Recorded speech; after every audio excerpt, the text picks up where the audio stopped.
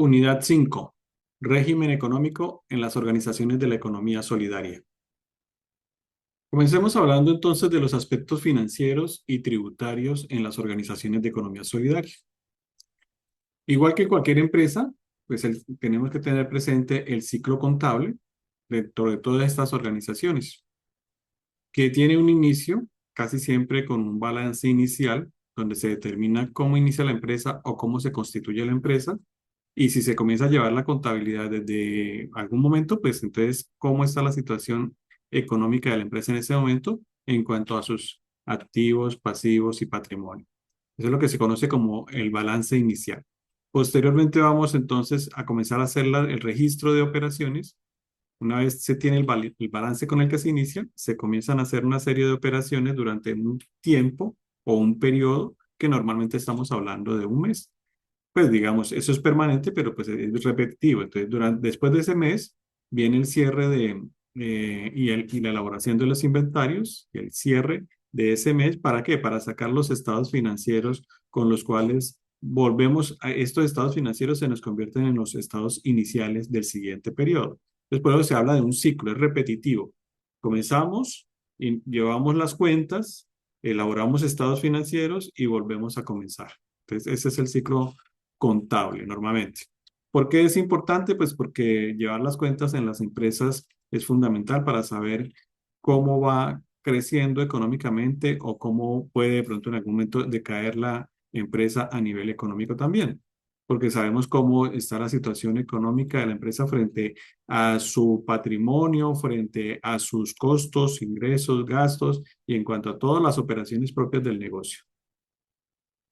Entonces, por ello, pues es indispensable que conozcamos acerca de los temas de la parte contable, que hay de todas maneras unos elementos que nos permiten interpretar, ¿no? Estados financieros que nos permiten interpretar cómo está la organización, nos permiten analizar y evaluar en qué forma la organización ha venido creciendo económicamente o por el contrario. Los estados financieros normales de toda organización, en primer lugar tenemos el estado de situación financiera, conocido como anteriormente como el balance general. Posteriormente tenemos el estado de resultados, que es lo que llamábamos anteriormente el estado de pérdidas y ganancias, que nos muestra entonces los ingresos, los costos, los gastos y las utilidades que está generando el negocio. El estado de cambios en el patrimonio, que nos muestra también qué cambios han venido surgiendo en el patrimonio de la empresa durante el periodo que se está analizando. Y el estado de flujo de efectivo, que nos muestra de dónde está saliendo el dinero que se está movilizando dentro de la organización y cómo se está gastando. Esos son los 4 estados básicos, incluido también entonces las notas a los estados financieros que nos explican para cualquier persona que digamos cómo está comprendida cada una de las cuentas de la organización. Comencemos mirando entonces uno por uno de esos estados financieros en términos generales. O sea, digamos que la idea es aquí tener una noción general sobre lo que es cada uno de ellos. En cuanto a los estados de situación financiera, decíamos que entonces prácticamente está compuesto por 3 áreas generales. Una parte donde están los activos, que es todo precisamente lo que tiene la empresa. Otra área donde están los pasivos, todo lo que debe la empresa. Y la diferencia entre esos activos y pasivos, pues normalmente se refleja en un capital, en un patrimonio de la empresa. Esas son como las 3 áreas de lo que sería un estado de situación financiera. Miremos básicamente cuáles son las principales cuentas de cada una de esas áreas. En cuanto al activo, por ejemplo, tenemos que allí están incorporados lo que son efectivos y bancos, todo lo que tiene que ver con dinero, físico y dinero que esté guardado en las cuentas bancarias, inversiones que tengan en esos bancos también. Cuentas por cobrar, dinero que tengamos para cobrarle a otros clientes o a otras personas por parte de la organización y que hacen parte de nuestro activo. Inventarios, tanto de mercancías, materias primas, productos en proceso, productos terminados, dependiendo del tipo de empresa. También hacen parte de los activos los bienes raíces, los terrenos, las edificaciones. Todo ello es parte de lo que tiene la empresa con lo que funciona la empresa. Muebles y equipos que tengan, entonces escritorios, computadores, máquinas, elementos que tenga la empresa para su funcionamiento. Maquinaria y herramientas ya en la parte productiva y por último, los vehículos. Esas son prácticamente las principales cuentas del estado de situación financiera, pero hay que tener en cuenta también que dependiendo del tipo de empresa, pues se van a manejar algunas cuentas específicas y ya particulares para cada tipo de organización. Por otro lado, tenemos del pasivo, las deudas que tenemos con proveedores, o sea, con las personas que nos han provisto a nosotros de las materias primas, de los insumos, de todo lo que hemos necesitado para poder funcionar dentro de la empresa. Las cuentas por pagar, que normalmente se dan con terceros, con personas muchas veces que de pronto por alguna naturaleza de pronto le pedimos prestado dinero o tenemos alguna deuda con ellos por alguna otra circunstancia. Los documentos por pagar, cuando firmamos de pronto algún pagaré, alguna letra de cambio y los créditos bancarios. Entonces, esas son las principales cuentas del pasivo. Las principales cuentas del patrimonio, pues entonces tenemos el capital, tanto el que hemos invertido, el capital pagado por parte, digamos que tiene la empresa que los asociados hemos pagado, que en el caso, por ejemplo, de las cooperativas, no hay capital suscrito, sino que hay capital pagado.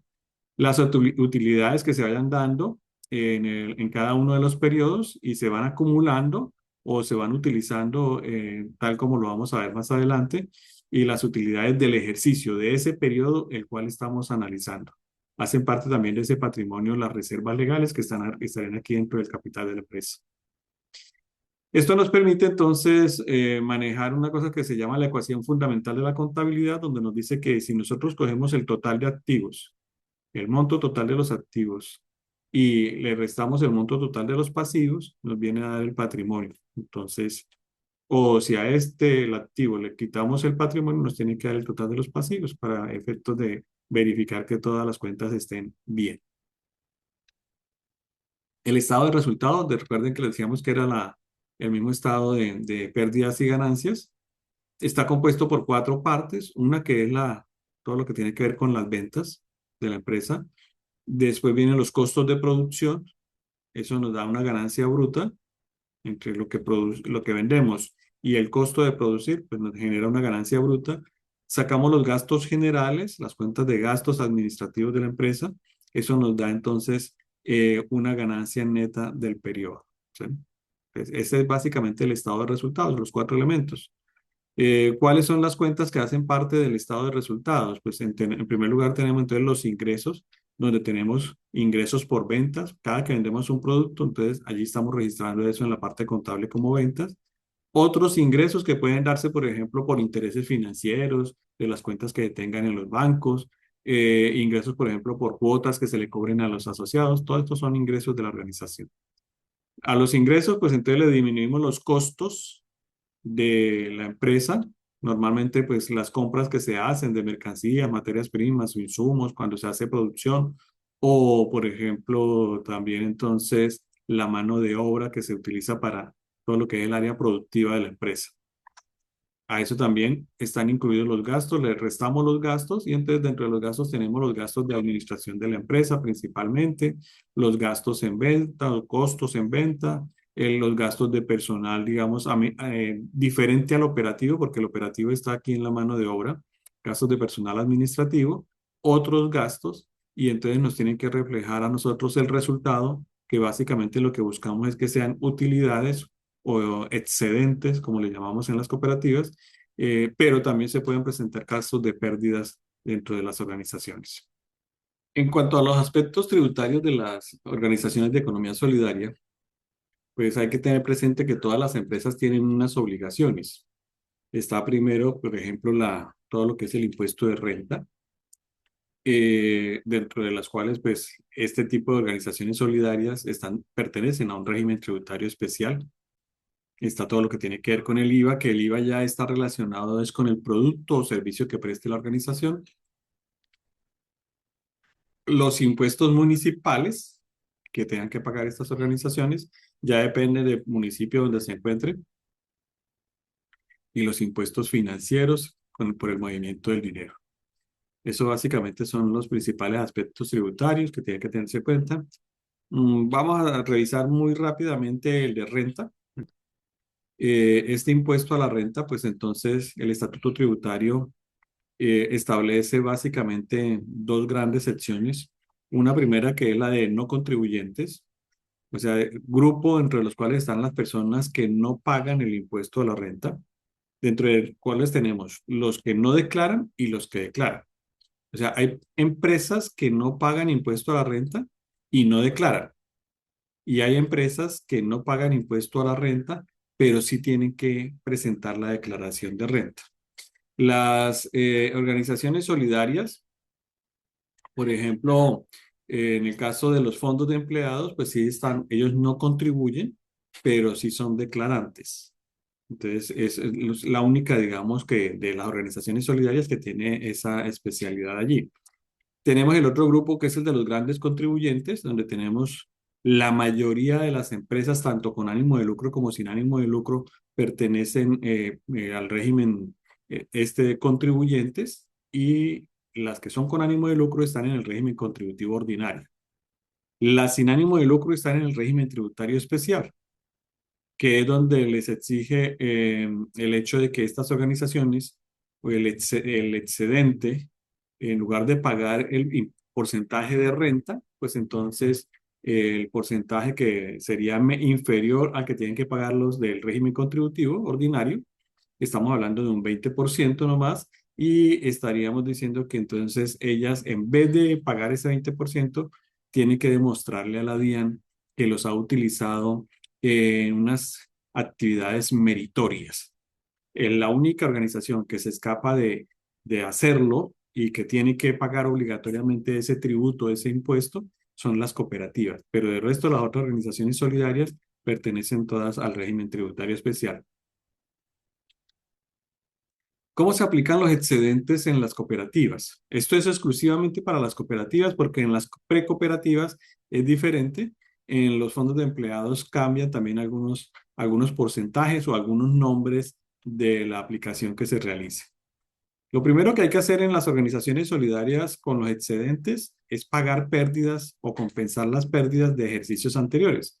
Si el periodo anterior tuvimos pérdida, quiere decir, y este periodo tenemos utilidad o excedente, pues entonces lo primero que hay que hacer es cubrir las pérdidas que tuvimos en ese periodo anterior, o los que hayamos tenido pérdidas en periodos varios anteriores o que tengamos acumuladas.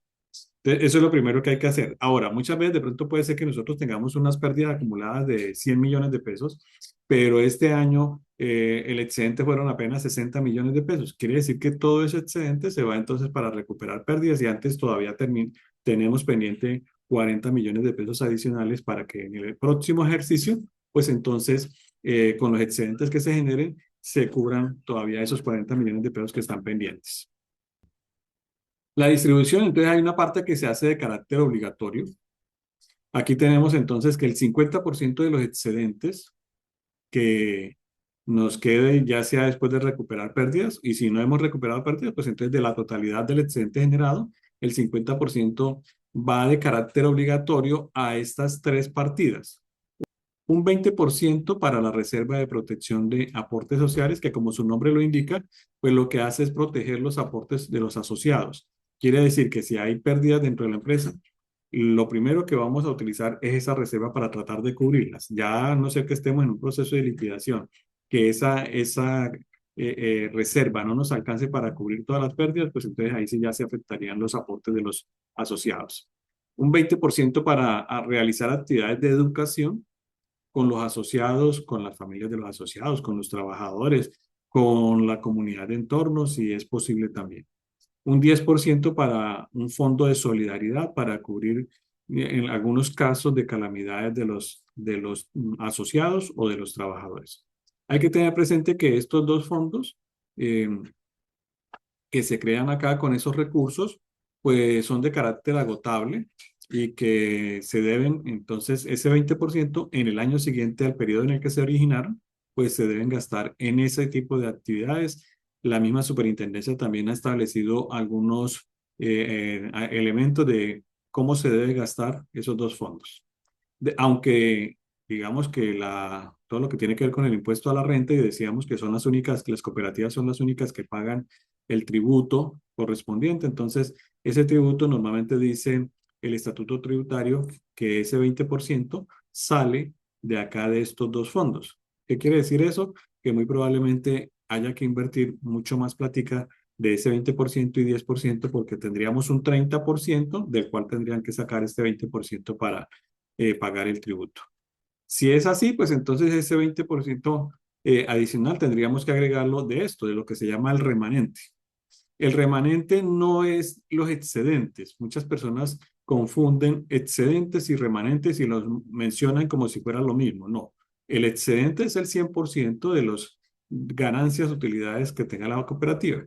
El remanente es este 50% nomás, el que no es de carácter obligatorio, sino que queda a decisión de lo que determine la Asamblea General. Y la Asamblea General, pues entonces puede decir que se destinan a servicios comunes y de seguridad social que beneficien a los asociados, eh, a retornarlo a los asociados en proporción al uso de los servicios o la participación en el trabajo para el caso de las cooperativas de trabajo asociado, a revalorizar los aportes sociales. Esta revalorización tiene una limitante y es que no puede ser superior al índice de inflación, o para un fondo de amortización de aportes sociales, el cual se utilizaría para que la cooperativa o la organización tenga su propio capital y vaya más bien comprándole los aportes sociales que tengan los asociados de la misma. Y si se quiere también, pues para otras reservas y fondos que se crean por decisión de la Asamblea General para otro tipo de proyectos que desarrolle la organización. Los fondos sociales en las organizaciones solidarias, entonces los estábamos mencionando anteriormente, que son recursos económicos con destinación específica para el desarrollo de la gestión social, son para aspectos sociales. Los principales fondos sociales, pues son los fondos sociales pasivos. En algunos casos, pues entonces estamos hablando también de apoyos mutuales que manejan riesgos. Ya estos son, por ejemplo, que nos ponemos de acuerdo nosotros, destinamos una parte de los excedentes y los mismos asociados pueden apropiar también parte de algunas cuotas que ellos puedan dar, todos ellos para dar algunas contraprestaciones a los asociados en casos de calamidades o en casos de algunos rubros que se quiera de acuerdo con el reglamento que tenga el respectivo fondo. Hay otros que funcionan ya como prácticamente seguros, aunque estos, digamos, no los manejan todas las cooperativas, no lo pueden hacer tampoco todas en este momento. De los fondos sociales, pues, ¿cuáles son? Dijimos que el fondo de educación y el fondo de solidaridad. En el fondo de educación, pues son los recursos que se destinan precisamente para hacer actividades de educación con los asociados, con los trabajadores, con los empleados o con algunas otras comunidades complementarias. Los aportes sociales los hay de diferentes maneras. Hay unos aportes sociales que son individuales, los que cada quien hace de acuerdo con el estatuto, ya sea unos al momento de ingresar, unos aportes iniciales o unos aportes que se dan periódicamente, pues, pero se llevan a la cuenta personal de cada quien. Y esos aportes individuales pueden ser de carácter ordinario, o sea, los que establece el estatuto que se debe aportar en cada periodo, o pueden ser extraordinarios cuando la asamblea determina entonces generar unos aportes extraordinarios para cada asociado e incrementar los aportes ordinarios. Hay también aportes sociales amortizados. Recuerden que por allá había la posibilidad de crear un fondo de amortización. Pues ese fondo de amortización que dijimos que era para crear capital dentro de la organización. Entonces, cuando la cooperativa crea, la asamblea determina crear ese fondo de amortización, pues entonces lo que hace es comprarle los aportes a los asociados. Entonces, esos son los aportes sociales amortizados. ¿Cómo está conformado el patrimonio de la cooperativa?